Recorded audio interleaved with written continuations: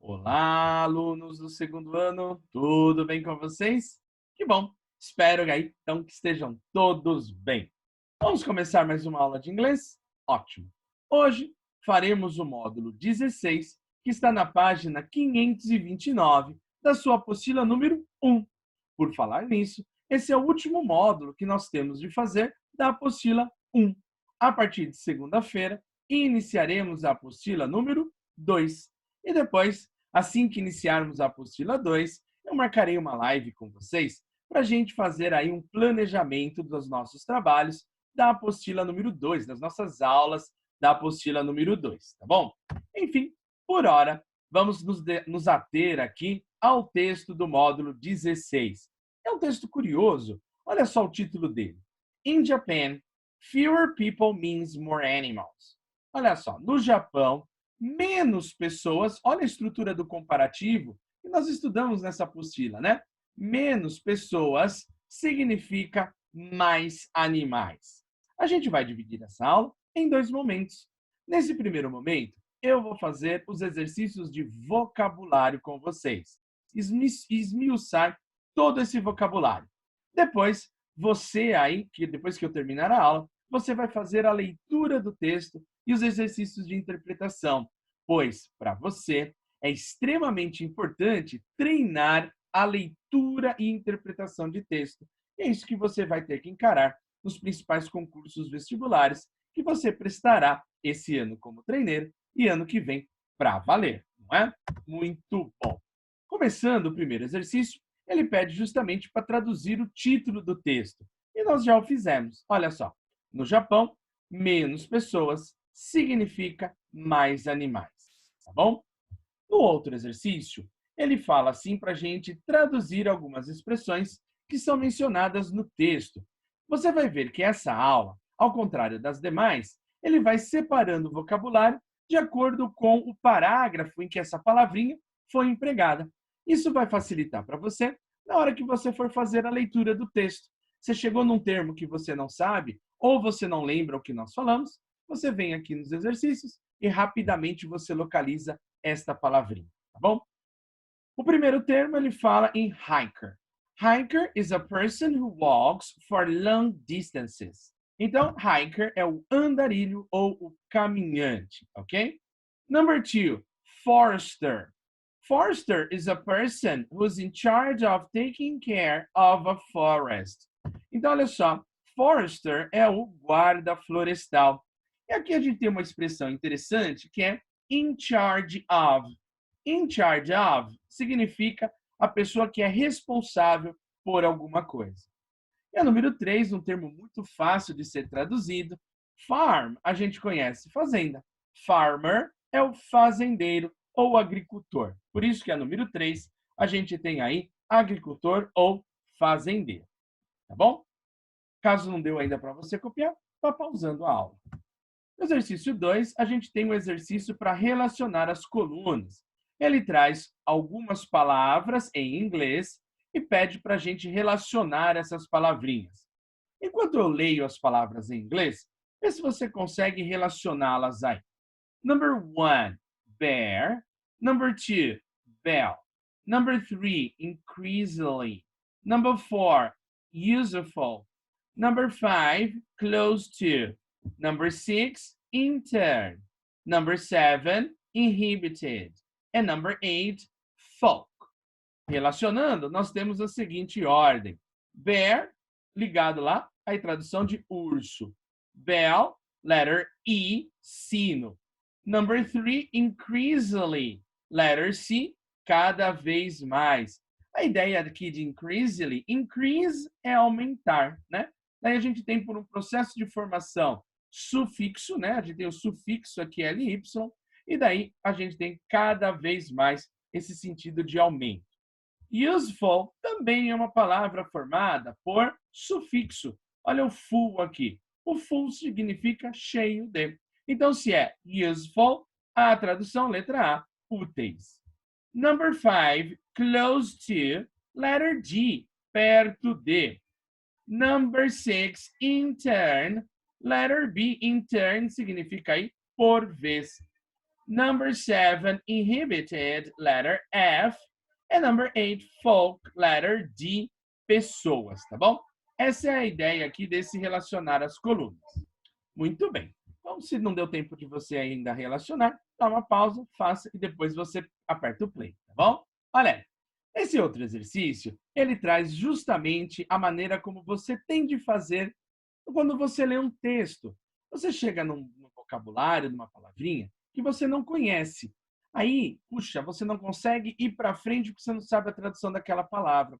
Mas use sempre o contexto para te ajudar a chegar à tradução de determinada palavra. Olha só, number 1. The ring of the telephone interrupted my rest. Olha só, se eu tenho the ring of the telephone, telephone é um cognato, não é? Portanto, a gente vai chegar à tradução de toque. O toque do telefone interrompeu o meu soninho, o meu descanso. Terrível quando isso acontece, né? É só a gente deitar que o telefone toca. Number 3. Animals would produce more young in the wild than they do in the zoo. Então, wild aqui está como substantivo natureza. Então, wild, o meio selvagem, né? Então, natureza. Number 3. A boar is a type of wild pig. Então, um porco selvagem. Number 4. A gente tem um javali. No número 4, a gente pode até fazer uma acepção aqui, olha só, uma assimilação, né? A gente tem aqui sight, que é uma visão. Então, quando eu tenho sightings, a gente tem aí aparições. Number 5. The association has its roots in the early 1950s. Então, olha só, a ideia desse roots, a ideia de origens, né? Early é algo que vem antes. Quando eu tenho um ano e eu tenho aquele Szinho no final, significa década, ou seja, é anterior à década de 1950. Número 5. There is an ongoing investigation into the cause of the accident. Se alguma coisa está ongoing, essa coisa ela está em andamento. Então, ongoing, em andamento, tá bom? Depois, ele traz o exercício que ele diz o seguinte. Try to find out the meanings of the following verbs. Então, ele traz o verbo e ele traz vários sinônimos para a gente tentar aí decifrar os verbos. Olha só. To scare off is the same as to frighten, to terrify, to intimidate. What do you think? What is the meaning of scare off? Assustar, espantar. Aí a gente já tem a ideia de to frighten, né? To intimidate, a ideia de intimidar, né? Tocar o terror. Number 2, to rise is the same as to increase, to grow. Então a gente já viu que increase, acabamos de falar, é a ideia de aumentar. Então, verbo aí, to rise, aumentar. To shrink, to decrease, olha lá, increase, aumentar. Decrease, diminuir. Olha só esse D aqui, ó, formando essa palavra, dando esse sentido de diminuição. E a gente tem to reduce. Portanto, número 3, a ideia de reduzir, encolher. To shrink, encolher. Number 4, to dwindle, we have to shrink, to decrease. Também a mesma ideia aí do número 3. Dwindle é a ideia de diminuir ou a ideia de reduzir. To shrink or to decrease. This is number 4, okay? Now, we have to use the verbs to complete the sentence. Então, agora, gente, vocês têm que usar esses 4 verbos para completar as frases que vêm na sequência. Pausa a aula agora, lê as frases, esforce-se. Essa é a chave do negócio, sabe? Não fique apenas copiando. Pausa a aula, olhe os verbos que a gente acabou de traduzir e tente usar dentro desse contexto, tá bom? E daí, você dá o play quando você terminar. Pode ser? Ótimo. Então, olha só, presumindo que você já tenha feito. Número 1. The community has shrunk to a tenth of its former size in the last 10 years. Então, a gente tem aí a comunidade diminuiu. Como a gente tem esse has aqui, a gente está usando um tempo em inglês que a gente chama de presente perfeito. Ou seja, depois do have e do has, eu tenho que usar um verbo no particípio passado. Então, como dwindle é um verbo regular, coloquei o ed. Shrink é um verbo irregular. E o particípio passado, shrunk. Number 2. If you charge as much as that, you scare off the customers. Ou seja, se você cobrar esse tanto, você vai afastar, assustar os clientes. Charge aqui no sentido de cobrar, fazer cobrança. And number 3, as water begins to boil, bubbles rise ever faster to the surface. Então, assim que a água começa a ferver, bolinhas, bubbles, bolhas, né? Elas aí sobem mais rápido para a superfície. Olha o faster, ó, esse ER aqui, indicando mais alguma coisa. Se é faster, é mais rápido, não é? Muito bem. Aí ele pede para a gente traduzir essa expressão, olha só. Burglars had broken into the house. A preposição into sempre indica movimento. Se é into, é de fora para dentro. Então, olha só. Burglars had broken into the house in broad daylight. Ou seja, em plena luz do dia. Não precisa traduzir a frase toda. O importante é você saber a expressão in broad daylight. In broad daylight, a ideia de em plena luz do dia, né? Olha só que audácia desses ladrões, né? E burglar. E burglar é sempre aquela ideia de uma pessoa que entra em algum lugar forçadamente. Isso é o burglar, tá bom? Muito bem. Depois, ele vai começar a trabalhar com o vocabulário dos parágrafos 3 e 4. E aí, a gente tem aqui um exercício de relacionar as colunas.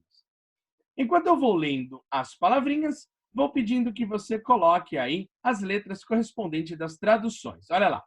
Data, average, indeed, scores, handful, things, and changing. Olha só como ficou. Number 1, letter F, dados.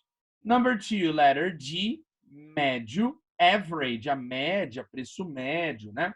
Number 3, letter B, de fato. Indeed, é aquela expressão enfática, né? Como se fosse um of course, indeed. De fato, claro. Number 4, scores of, está ligada à ideia de dezenas de. Number 5, handful, letra D de dado, um punhado. Number 6, fences, letter C, cerca, né? Fence. And number 7, change, letra E, a ideia de mudar, aí, ou mudança, né? Então, changing aqui, letra E, mudar, tá bom? Muito bem.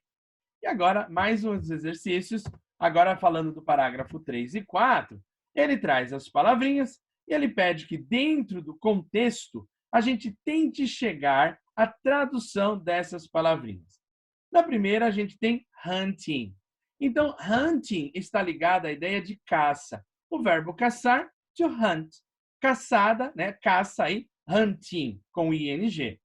Número 2, aí a palavrinha, a gente tem aí o adjetivo expansive. Expansive é a ideia de wide, amplo, tá bom?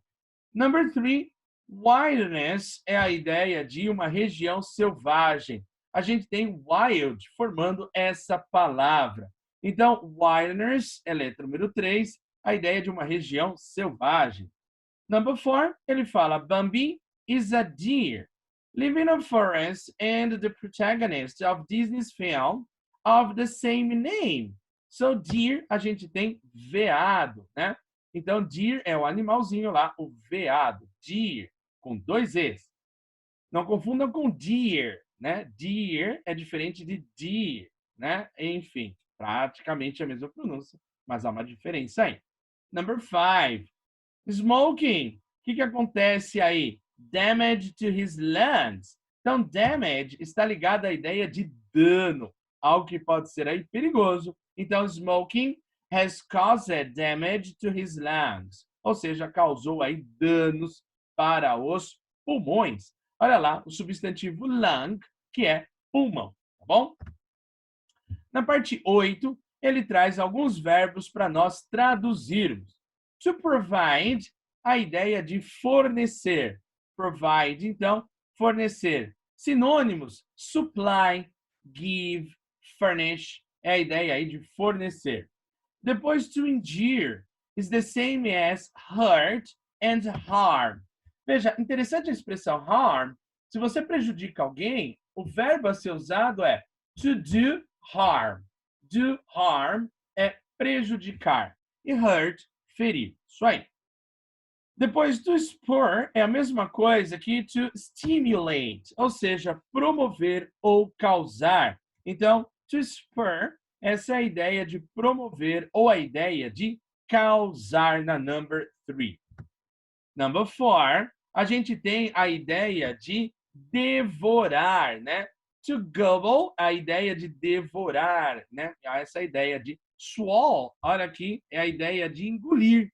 E por isso a tradução, devorar. Number 4, we have to have is the same as divide into or divide equally. Então, to have, reduzir pela metade. Aí a gente tem a palavrinha have, né? De meio mesmo, né?